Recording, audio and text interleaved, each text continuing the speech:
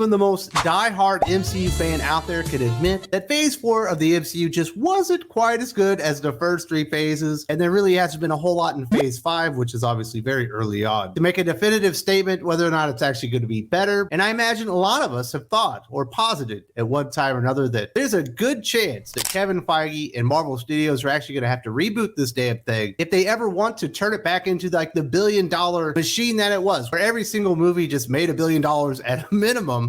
Now, it didn't last for a long time, but there was a time. If you put an MCU movie out, you were going to make $1 billion at least. And in some cases, you would make over $3 billion. That is not happening today. And there is an executive out there, a TV executive that has some experience working in shared superhero universes. The co-creator of the Arrowverse on CW believes Kevin Feige has already designed out and planned the reboot of the MCU that I think we're all expecting to see at some point. But he believes it's actually out there. This comes from an article on fandom.com, and it is rumor and speculation, but they do quote directly Marc Guggenheim, co-creator of the Arrowverse, and a lot of what he has to say kind of makes sense if you think about it a little bit. In an interview, Marc Guggenheim, known for co-creating the Arrowverse, gave his blunt opinion that the MCU has to be rebooted entirely if they want to make it better again. Comparing Phase 4 and 5 to the initial three phases of the MCU, Guggenheim thinks that the upcoming Avengers Secret Wars is actually a hard reboot of the $29 billion franchise. Marvel's Phase 4 of the MCU wasn't exactly the best phase of the cinematic universe. The quality of the movies and series only seemed to deteriorate the further we went down the chaotic multiversal hole. I think we can all agree on that one, that the quality just wasn't there for the most part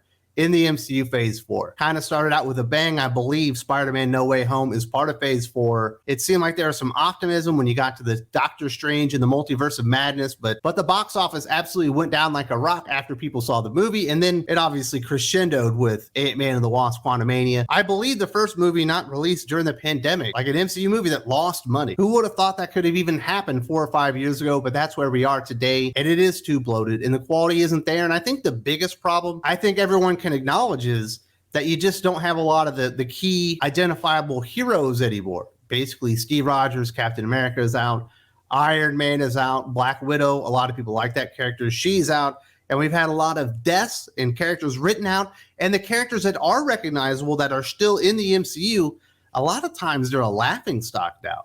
Can Thor ever recover from Thor: Love and Thunder? That movie was atrocious. I mean, you probably could have done something with Fat Thor. That was not the way to rehabilitate the character. Let's just put it that way. Big time blunder on that one. And then, you obviously have the Hulk, and a lot of people like the Hulk, one of the coolest, like, horror-driven monster characters in the MCU, and he's a douche bro now. There's probably no salvaging that character from Mark Ruffalo at this point, so in a lot of cases, you might just need to reboot all of this stuff and bring back those characters that everyone liked in the first place, but it would be better this time if you actually rebooted it, because you would be able to add the Fantastic Four from the get-go, as well as the X-Men, because they had the rights to those characters in movie universes now, and obviously they still have an agreement, at least in principle, with Sony, and you could start out with Spider-Man as well. And it might be a place of strength to start out with all of your best cards on the table instead of having to play the waiting game, deteriorating your movie universe to the point where you need the Fantastic Four and maybe X-Men just to salvage it. And quite frankly, it's not a good place for Kevin Feige and all the people at Marvel Studios and Disney that count on the MCU to make money to be it, because you don't even know what the future is. Yeah, they've announced a couple of Avengers movies. In fact, one that Guggenheim believes will be the hard reboot itself. But what is the Avengers team even going to be, and who are they going to be fighting? I don't believe that they're going to be fighting Kang anymore. It sounds like it's not going well for that actor, and we shall see if he ends up getting canceled. Let's talk about some of these quotes exactly. Guggenheim stated that the universe should once again be built from the ground up with a hard reboot of the $29 billion franchise, stating, "I'm like the biggest Marvel nerd ever, and I haven't seen Moon Knight. I just can't keep up. There's just too much content. To me, the difference between Phase 4 and Phases 1 through 3 is fundamentally something very simple, which is, could you even be watching Infinity War without having seen the prior X number of movies? I believe in that case, it would have been like 15, 17, something like that before we got to Infinity War. And he is right there. It's become unmanageable. It's like an untenable situation, even for the most diehard MCU fans themselves. The secret sauce of MCU Phases 1 through 3, first off, you laid out the groundwork for the characters. They all got solo films, established who they are at the core, set up conflicts to move forward, while adding just a tiny bit of connective tissue mostly through Nick Fury showing up in credit scenes. Obviously, Black Widow ends up being a bigger part of that once you get into like Iron Man 2 and all this stuff. And it kind of all builds on itself. And the movies were all so good. The writing was so solid. They had good directors on all the movies. And basically, the MCU phase 1 through 3 is almost all can't miss.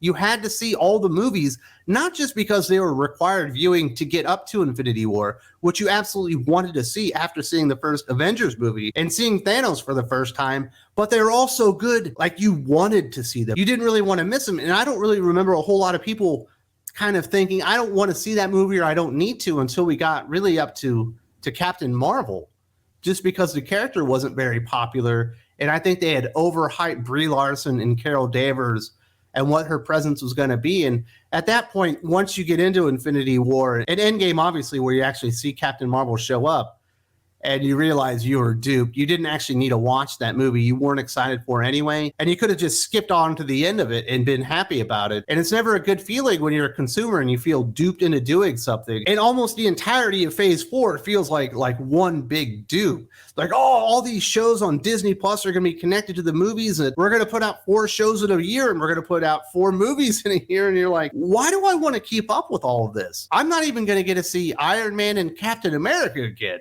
Like, those were the main events. Those were the star players, and the characters that are still around, I don't exactly like that version of the character anymore. I don't like what they've done to Hulk. I didn't even love what they did with Peter Quill by the time you get to the 3rd Guardians of the Galaxy movie, and I like that movie.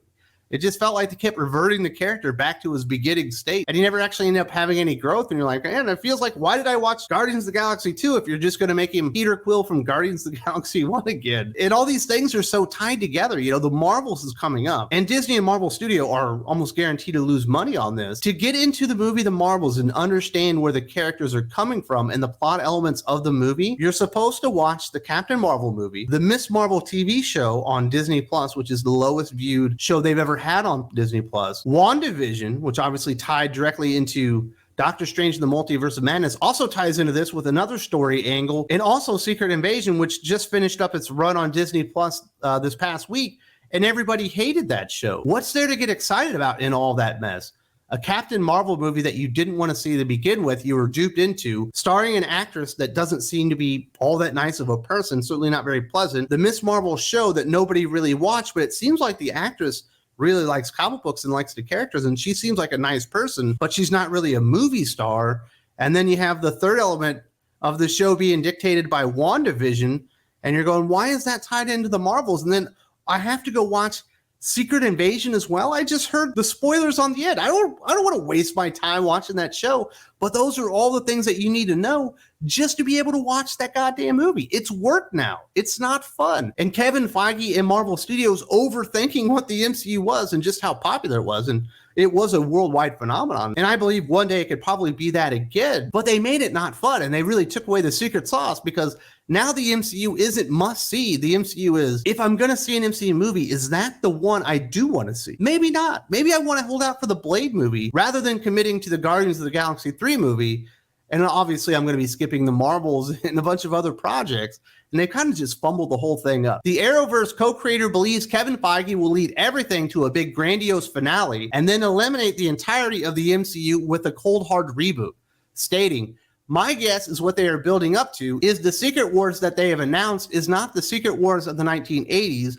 It's Jonathan Hickman's Secret Wars, which basically was sort of like a reset for the Marvel Universe.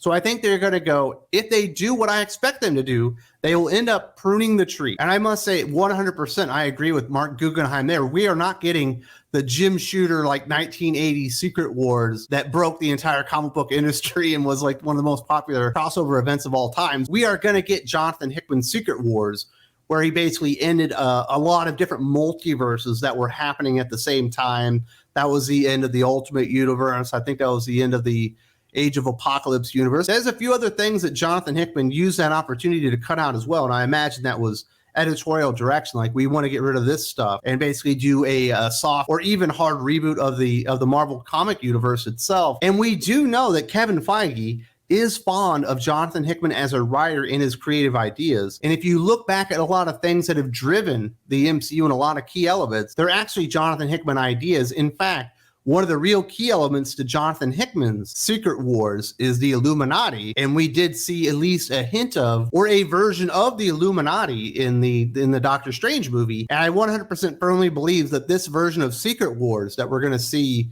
in phase 6 or whatever, which I think is going to be the culmination, is going to be based more on the Jonathan Hickman stuff than the stuff that we saw in the 80s or whatever. Now, whether that means it's an actual reboot for the entire MCU itself, I think that could be an enormous mistake. If you just zapped everything that has happened out of existence, you're wiping out 15 years of fandom, you're wiping out 15 years of movie viewing and saying, well, now that we're here, none of that matters and it never happened. And from this point on, it's a continuation, but it wiped out all the stuff that you liked before. And that is a good way to make people mad.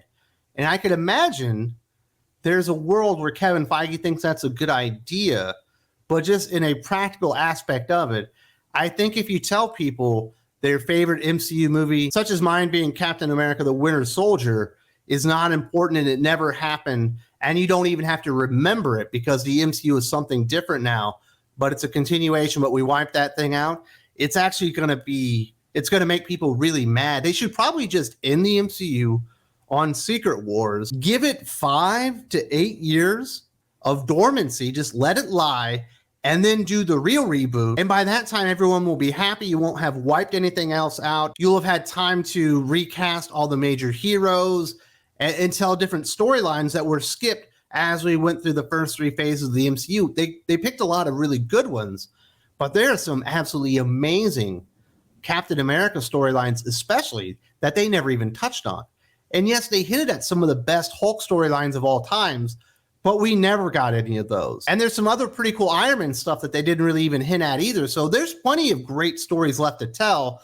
The problem is, now that we've gotten to phase 4 and 5, moving into phase 6 of the MCU, they kind of caught up to what Marvel Comics is now, and Marvel Comics now doesn't have good stories to mine. And that's why they need to just let it die for a little while and then do a revival with some of the better stories that you'd already skipped over, and you can take different directions. And there are big crossover events and big villains that you can get to. A Galactus comes to mind, a Doctor Doom comes to mind, that you can get to as being the big bad. That's the big team up for the Avengers the first time, however you want to do it. And this time you have the X-Men involved from the beginning, and you had the Fantastic Four involved from the beginning. But I think doing like a reboot spitting out of Secret Wars would be an enormous folly, because it would wipe out basically all the history of the MCU itself. And I think people would be mad. I would be mad. It's a very interesting idea. It's very interesting speculation on the part of Marc Guggenheim, obviously, as the co-creator of the Arrowverse. He's done these sort of things. He's had to plan these kind of things out. And I can absolutely see it happening. And it actually makes sense. And I could see Kevin Feige doing it, but I don't think it would actually be very successful. And that's not to mention that Kevin Feige doesn't get to make all the big decisions. In fact, he does have a boss. And if you look at a lot of the things that Bob Iger has said about Disney and Star Wars and the MCU, it feels like this guy doesn't really know what he's doing at all. Like, I don't think he understands why his MCU is failing at this point. This was a really good video, kind of breaking all that down right here. Definitely check it out right now.